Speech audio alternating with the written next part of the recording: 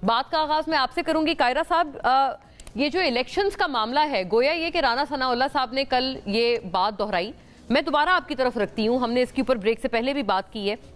क्या आपको आईनी शिकों का नहीं अंदाजा था, या सीसीआई मीटिंग में जब आपने मुतफ़िका फैसला किया, तोसी दी थी नई मरदमशुमारी के हवाले से, तो क्या आपको इस टाइम फ्रेम का अंदाजा नहीं था? Is it actually a change of heart? Change of heart तो नहीं है। मेरी इस मौजू पे मैं अभी कोई बात कर नहीं सकूंगा, मैं क्योंकि अपनी कंस्टिट्यूंसी में हूँ। मेरी लीडरशिप से इस मौजू पे बात नहीं हुई, और मेरी इतला के मुताबिक तो पार्टी की कोई मीटिंग ऐसा सच नहीं हुई जिसमें कोई अपनी राय दी जाए। ये होता ये है ना कि जिस तरह आपने अभी अपने प्रोग्राम में मुझे लिया, तो मुझे तो नहीं पता आपने मुझसे कौन से सवाल करने हैं, और आप मुझसे जो सवाल करेंगी उसके जवाब को ये लिया जाएगा कि शायद ये पीपल्स पार्टी का मौक़िफ़ है। पीपल्स पार्टी का मौक़िफ़ तो वो हो सकता है जो किसी मीटिंग में एजेंडा आइटम के तौर पर डिस्कस हुआ और उस पर पार्टी ने अपनी राय दी, भले वो इत्तेफाक राय से हो या कसरत राय से हो। लेकिन मेरी जमात का, मेरी इत्तला के मुताबिक इस मौजू पे कोई अभी तक मीटिंग नहीं है।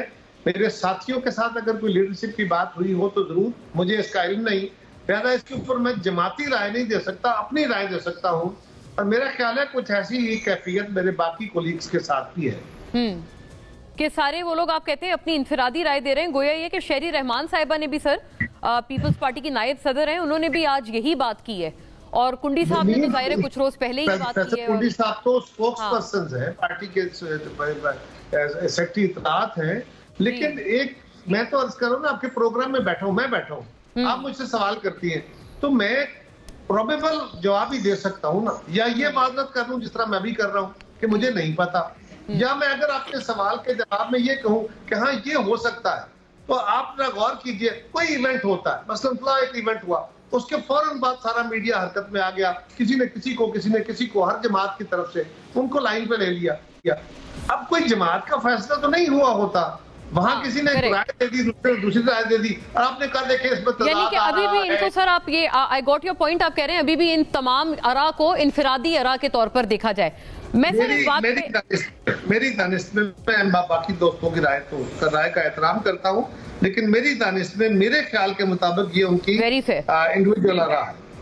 अहमद अवैस साहब, 9 मई के वाक़े के ऊपर तो अब इंटरिम प्राइम मिनिस्टर भी बोल पड़े हैं। उन्होंने कहा है कि न्यूट्रलिटी का तो मुजाहरा किया जाएगा, लेकिन शदीद गम गुस्सा। उन्होंने कहा कि किसी भी कौम की गिरावट जब शुरू होती है तो इसी तरह के मामलात से इनिशिएट होती हैं, और वो समझते हैं कि 9 मई के वाक़े से वो इनिशिएशन हो गई।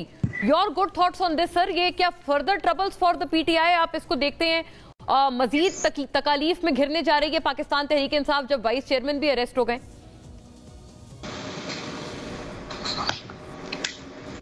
बिस्मिल्लाहिर्रहमानिर्रहीम। देखिए, बात यह है कि 9 मई के हवाले से जो काकड़ साहब ने बात की है, काश वो एक इम्पार्शियल इंक्वायरी करवाएं इस अथॉरिटेटिव पोजीशन में जो आए हैं इस वक्त केयर टेकर प्राइम मिनिस्टर की हैसियत से, और असलियत को सामने ले आएं।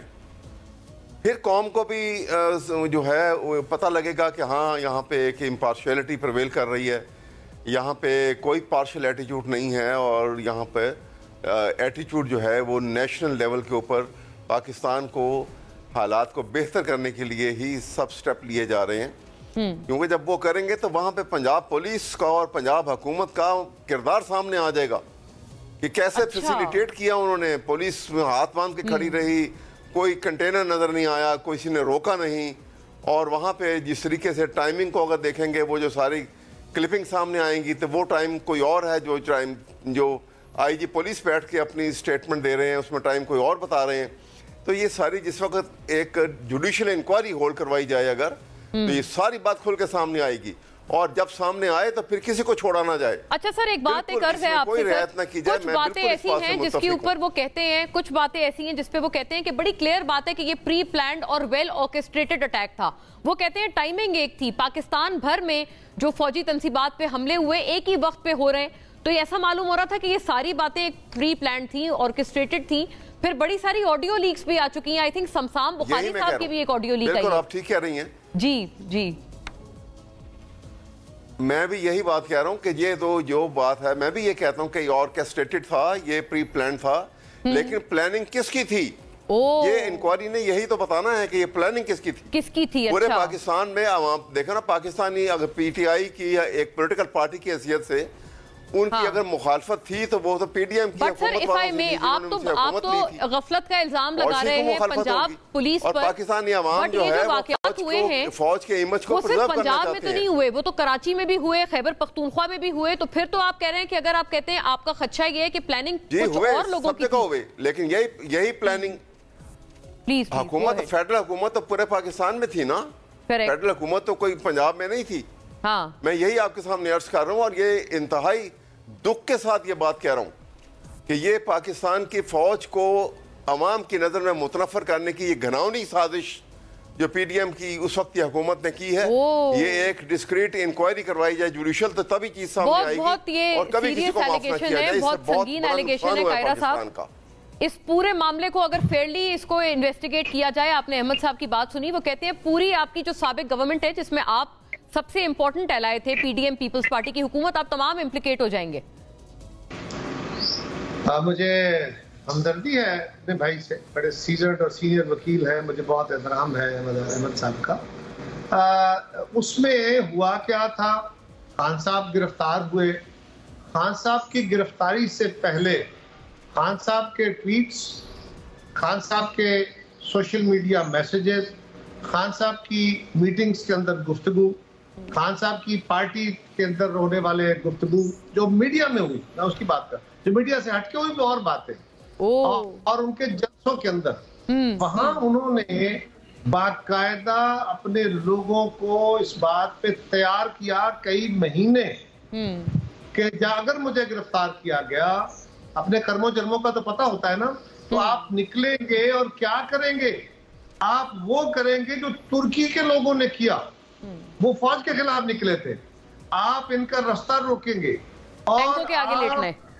आप तुर्की में तो सब कुछ कहा, हाँ। सब कुछ कहा और कहा कि हलफ देते हो, हलफ दिए गए, हलफ लिए गए, तैयारियां हुई और एक खास दिन पे जबकि हम लोग, आपको याद होगा एक अदालत की इंटरवेंशन के बाद मुज़ाकराती अमल हुआ, जिससे पहले पीपल्स पार्टी उस मुज़ाकराती अमल को शुरू कर चुकी थी, लेकिन उसमें खान साहब को एक वीटो देते हुए सुप्रीम कोर्ट ने मुज़ाकराती अमल शुरू कराया। मुज़ाकराती अमल में 2 दिन की बैठक हुई और उसमें बहुत चीजें नैरो डाउन होके यहाँ तक आ गई कि इलेक्शन एक दिन में होंगे, जो पहले पंजाब में अलग हो बाकी जगहों पे अलग हो, एक दिन में होंगे।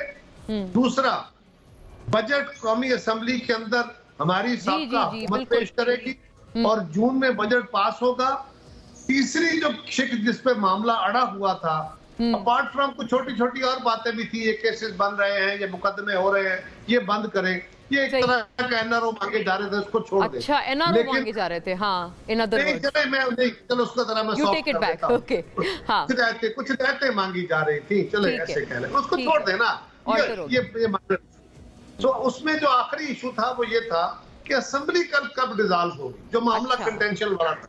जी, वो पीटीआई कह रही थी कि जून के आखिर में बजट पास हो, जुलाई के पहले हफ्ते में असेंबली तोड़ दी जाए। सही हो गया। हम कह रहे हैं कि 2-3 हफ्ते का स्टेबलाइजेशन टाइम दे और चौथे हफ्ते, जुलाई में ही चौथे हफ्ते में असेंबली तोड़ी जाए और इलेक्शन की तरफ जाया जाए। राइट। लेकिन अब तीसरे दिन ये फैसला होना था। वर्स्ट का वर्स्ट क्या होता, ना हमारी बात मानी जाती ना उनकी, दूसरे या तीसरे हफ्ते में कोई फैसला हो जाता। सही, कोई बीच की राह निकाल लेते हैं। हाँ।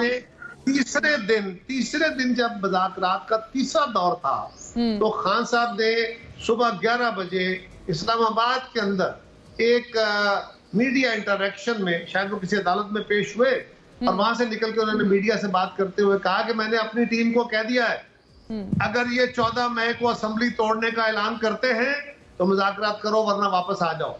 तो हमने तो उस वक्त तक मखसूस तारीख ठीक है कर ली थी, और खान साहब ने उसके बाद, अगर वो हो जाता तो फिर 9 मई ना होता।